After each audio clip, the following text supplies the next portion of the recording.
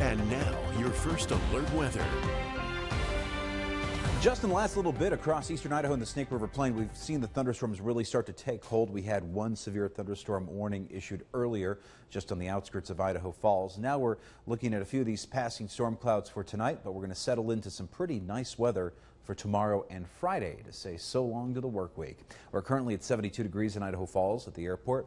Winds at the northeast at 10 miles an hour. We switch it up to the Pocatello Farm Bureau Skycam. We're at 76 degrees, a bit gusty. We're getting some of the outflow from the passing thunderstorm cells. And on the north side of Pocatello, closer to Fort Hall and Blackfoot, got a couple thunderstorms producing some light precip in that direction. Jackson's got some clouds, 66 degrees, winds at the northeast at 9 miles an hour. And in Salmon, partly cloudy skies at the moment. Actually looking pretty good in Salmon, 73 with light winds at the north at 3. Now let me take you over to First Alert Viper radar. We're going to see a majority of the showers and thunderstorms this evening favoring areas of the Snake Highlands getting over the Continental Divide through Yellowstone and Grand Teton National Parks. Some spotty thunderstorms starting to work back to Jackson, and we have more wet weather skirting into southeastern Idaho with a few good strong thunderstorm cells currently heading the Snake River Plain. Quite a bit of wet weather leaving St. Anthony, heading through Ashton and getting over the mountains into Island Park as we speak. We've also had a good little thunderstorm over Spencer there, just north of DuBois, and know those storm clouds are moving into Teton County, Idaho, and Wyoming.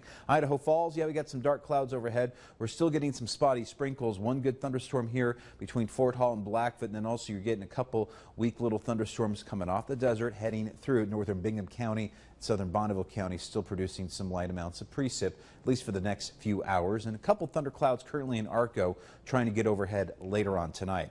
This cold front to the north is helping to drive this thunderstorm threat as it slides on in along the Continental Divide. You can see it's pretty much riding right along the Montana and Idaho state line. This is the front that's going to drop in some slightly cooler air for tomorrow.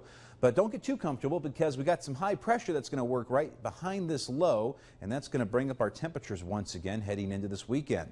So we lose the cold front tonight. We're settling into a pretty nice Thursday, and then working into Friday, Saturday, and Sunday, high pressure and dry weather will envelop much of the west. We'll get a few thunderstorms in the neighborhood, but not a lot of wet weather in the outlook here for this weekend. We'll pick up on more wet weather though for next week, and I got that in your 8-day in just a bit. Tonight, the thunderstorm threat slowly departing.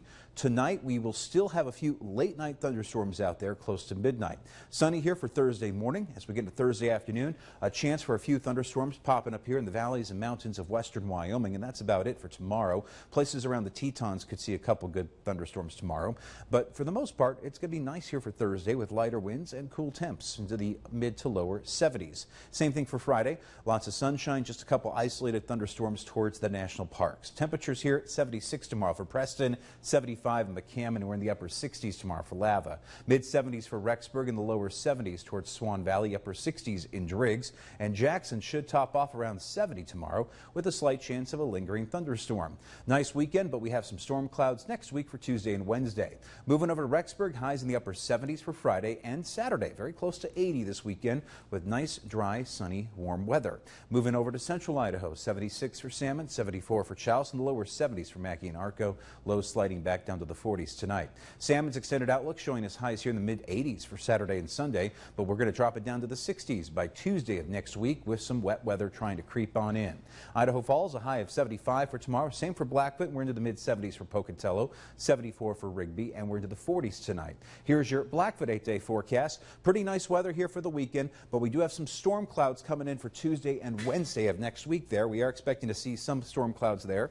We are picking up on some showers and thunderstorms rolling into Tuesday and Wednesday. Temperatures in the lower 60s by Wednesday, and we wrap things up with the Idaho Falls 8-day forecast. Highs in the low 80s this weekend, 60s next week by Tuesday. Todd. Thanks a lot. When we come back, the August inflation